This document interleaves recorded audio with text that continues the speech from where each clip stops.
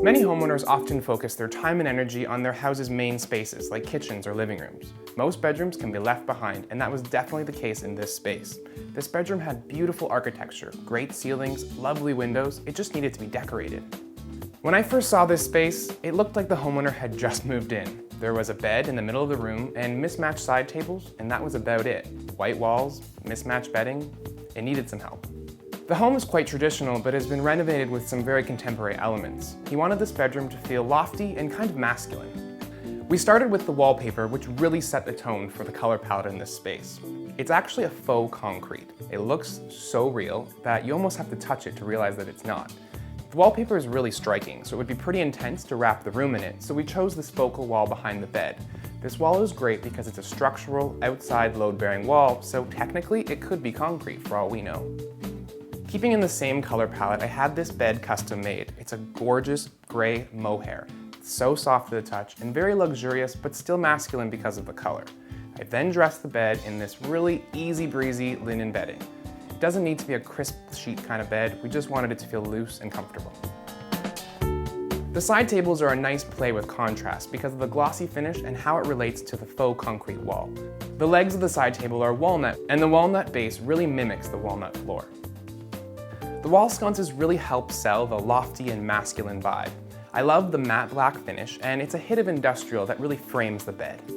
The exposed cord and almost sculptural look to them makes them feel really special. This side of the room does have a lot of visual weight, so to balance it, we've painted the opposite side of the room in a warm gray. The gray is the perfect backdrop to this walnut dresser, and the walnut dresser, again, relates to the walnut floor. Choosing where to stop and start this gray wall color was kind of difficult because of the room's space, architecture, and unique ceiling line.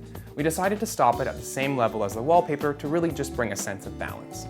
To ground the space and to bring a bit of the same coloring to the floor, I've opted for this painterly rug.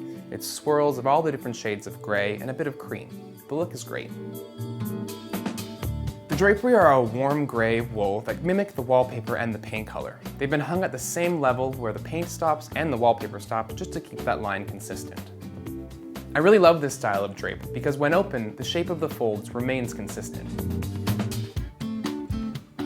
The homeowner has a great art collection, and I wanted to use some of that in the space. That's where this yellow accent color came from as well, because it really relates to the existing art. The yellow's been brought in easy, inexpensive hits that can be changed out if necessary, or even seasonally. Ceiling fans can sometimes get a bad rap, mostly because not all of them are that good looking. We found this beautiful stainless steel piece that really sings in this room. It's functional, and also when paired with pot lights, it's all you need.